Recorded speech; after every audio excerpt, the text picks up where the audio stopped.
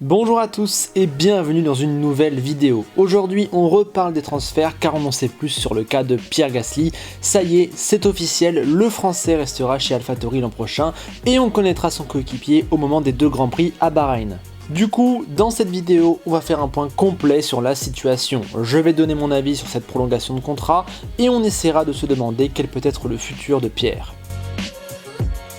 Mais déjà, on va voir ce que ça implique sur le marché des transferts, et le moins que l'on puisse dire, c'est que ça simplifie pas mal de choses. Pierre va rester en F1, et donc la théorie selon laquelle il remplace Ocon chez Renault s'écroule. Je dois avouer y avoir un peu cru, mais je me réjouis mille fois qu'elle n'ait pas lieu, on aura bien deux pilotes français en F1 en 2021, Dieu merci. Ensuite, deuxième point, le duo AlphaTauri se précise. Un siège est déjà comblé, l'autre n'a que 3 propriétaires possibles. La priorité, je pense qu'on l'aura compris, c'est Yuki Tsunoda. Selon les mots de Marco et de Franz Todt, le japonais est en pole position. D'ailleurs, il a déjà moulé son siège et après le Grand Prix d'Imola, il fera 300 km dans une F1, une des étapes indispensables pour obtenir un baquet. Donc bon, clairement ça sent bon pour lui, mais attention, il lui faut le précieux sésame, la super licence. Grâce à l'assouplissement des règles, il lui faut 30 points cumulés sur les 3 dernières saisons et non plus 40, ce qui va l'aider. En 2018, Tsunoda était champion de F4 japonaise, 12 points.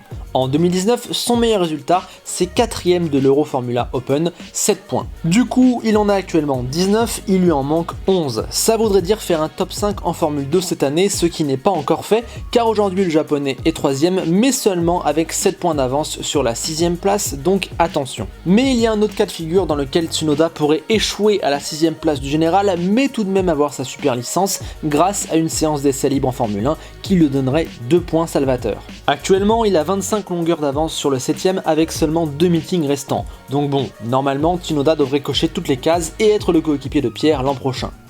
Après, tout peut aussi dépendre de ce qu'il se passera avec Albon. Si le Thaïlandais est viré de Red Bull, sortira-t-il complètement de la F1 ou viendra-t-il chez AlphaTauri aux côtés de Pierre et donc au détriment d'un jeune talent qui coche toutes les cases, Yuki Tsunoda? Que privilégiera Red Bull? Le choix est difficile, mais vu les déclarations et les actions, j'ai la sensation que pour Albon, c'est Red Bull ou rien. Quant à Kat, je pense qu'il a déjà un pied et demi hors de la F1. Donc pour moi, hormis catastrophe sur la super licence, le coéquipier de Pirot sera Tsunoda. Peut-être Albon, mais je pense pour Tsunoda à l'heure actuelle. Mais parlons enfin de Pierre Gasly, et bon sang que cette prolongation est amplement méritée. Sa saison est juste exceptionnelle. J'ai l'occasion de le dire à chaque des prix, je manque de mots pour décrire ce qu'il fait. Il y a la victoire à Monza, bien sûr, moment à la fois historique, émouvant et inouï qui le fait rentrer dans un cercle très fermé et qui lui donne une cote incroyable, mais j'ai presque envie de dire que ce n'est pas le plus impressionnant. Le plus impressionnant, c'est sa régularité et le bilan global de son année 2020 qui n'est pas terminé en plus. Avec ses 63 points en 12 courses, record de l'histoire de l'écurie, il a marqué 82% des points d'AlphaTauri. Autant dire qu'il les maintient tout seul dans la lutte pour la 6ème place, sans lui il serait cloué à la 7ème sans débat possible. 7 passages en Q3, 8 entrées dans le top 10 en course, un Kvyat totalement explosé, des dépassements géniaux, une envie et un positivisme débordant, une attitude qui force l'admiration et des résultats qui suivent. Pierre explose tout cette année, de course en course, il n'arrête pas de nous choquer. Rien que ce week-end à Portimao, il a été sensationnel. Personnellement, en dehors d'Hamilton et de Verstappen, qui sont dans leur propre ligue, c'est lui mon driver of the year. Au coude à coude avec Ricciardo, mais vous avez compris l'idée. Et puis là, on ne parle que de 2020, mais on pourrait élargir à son retour chez Toro Rosso, mais je pense qu'on a fait le tour et qu'on a vu que clairement, il n'y avait pas de débat, sportivement, Pierre méritait de rester chez AlphaTauri, il n'y a aucun doute. Un temps, j'ai pensé que Red Bull se servirait du fait qu'ils ne veulent plus le voir dans la maison mère pour le virer et ainsi faire de la place à d'autres pilotes. Mais heureusement, ils ont choisi l'option où ils font de Pierre le numéro 1 de leur équipe B, la meilleure option. C'est un moindre mal et ça peut lui offrir de belles possibilités pour la suite de sa carrière. Certains diront que le meilleur pour lui aurait été de revenir chez Red Bull, mais je suis en complet désaccord avec cet avis. Personnellement, je pense que l'histoire entre Red Bull et Gasly est terminée. Pour moi, c'est un duo qui n'a pas marché et qui n'est pas fait pour marcher. Les méthodes, la mentalité ou les envies sont trop différentes. On sentait même un malaise entre les deux camps à l'époque où Pierre conduisait la Red Bull. En plus, le passif de 2019 me paraît trop lourd. J'ai du mal à voir les choses s'arranger et je ne vois pas comment un deuxième passage pourrait être différent. En plus, si c'est pour piloter une deuxième voiture cobaye, avoir sans cesse des bâtons dans les roues et ne pas avoir le droit de contester le Grand Max, non merci, je ne veux pas de ça pour Pierre. On l'a vu l'an passé et même cette année avec Albon, les conditions de cette seconde voiture sont trop mauvaises. Alors qu'au contraire, chez AlphaTauri, Gasly est chez lui. Sa vision des choses est sur la même longueur d'onde que celle de ses patrons. On lui fait confiance, on l'écoute, bref, il est dans un environnement 100 fois plus propice à l'expression de ses nombreuses qualités. Avec Pierre Hamelin à ses côtés, avec un patron bienveillant et sans la pression négative des décisionnaires de Red Bull, notre Français est clairement mieux entouré, il est dans son élément et ça se voit dans tous les domaines. Bref, on ne va pas épiloguer des heures, il me paraît assez évident qu'AlphaTauri est un bien meilleur endroit pour Gasly que Red Bull. Si vous avez un avis différent, je suis très curieux d'entendre vos arguments. Mais alors du coup, quel sera l'avenir de Pierre? Déjà, à très court terme, en 2021, le but est simple, il ne faut pas réfléchir et faire pareil. En étant la meilleure version de lui-même en 2020, Pierre a assuré sa place en F1 et a séduit tout le monde. En 2021, il sera dans les mêmes conditions, alors il faudra continuer comme ça, c'est juste excellent. Il ne faut pas que le soufflet retombe, tout le monde doit se rappeler de son talent. S'il fait ça, il sera dans une excellente position, mais je ne me fais pas de soucis pour lui, il a toutes les cartes en main. Dans le meilleur des scénarios, il réalise la prophétie qui dit qu'il doit faire d'AlphaTauri son équipe, comme Schumacher l'avait fait avec Benetton en son temps. Je doute un peu du fond de la formule, mais je la valide dans l'idée. Et puis si Gasly gagne 2 titres avec AlphaTauri, moi perso, je prends. Mais à moyen terme, c'est-à-dire après 2021, quel est le plan? À mon sens, 2022 sera un tournant qu'il est pour l'instant difficile de prévoir et d'anticiper. À ce moment-là, il y aura un dilemme. Parier sur l'avenir d'AlphaTauri et y rester, ou bien sortir du giron Red Bull et tenter sa chance ailleurs. Dans tous les cas, ça sera un gros pari car la hiérarchie de 2022 sera impossible à deviner. Rester chez AlphaTauri serait une bonne option. On peut imaginer qu'en 2021, il aura continué d'impressionner et que l'écurie aura continué de progresser. Ainsi, il pourrait totalement avoir envie de s'y inscrire dans le long terme.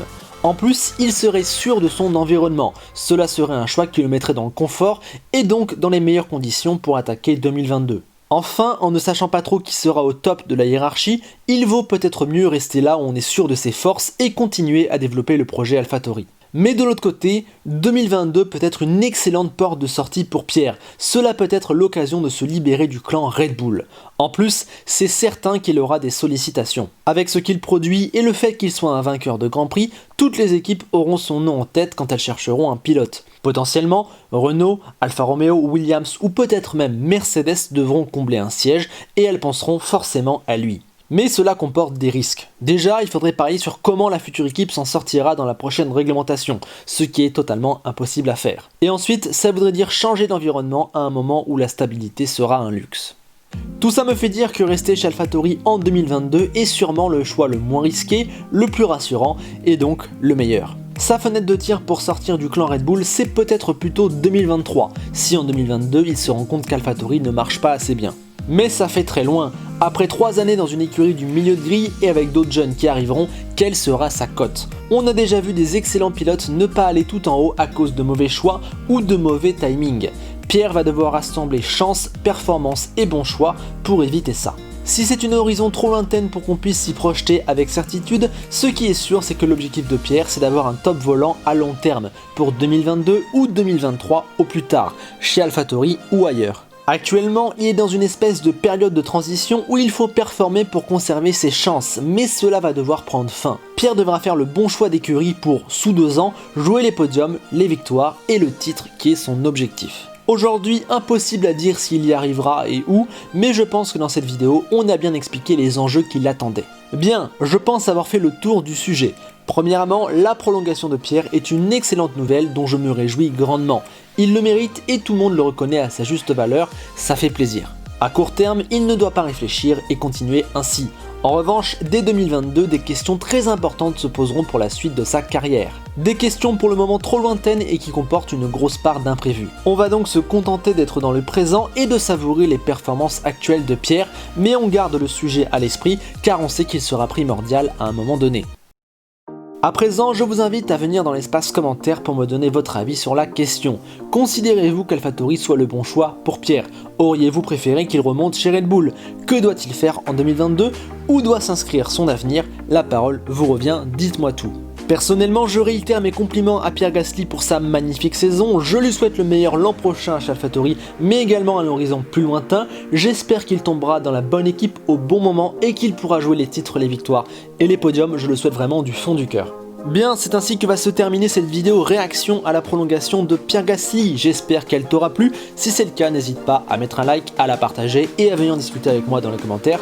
Pense également à l'abonnement, ça fait toujours plaisir. Sur ce, je vous laisse, je vous dis à bientôt pour une prochaine vidéo. Et n'oubliez pas qu'Enzo Ferrari disait presque que le plus important, c'est de ne pas se fâcher avec Helmut Marko. A bientôt.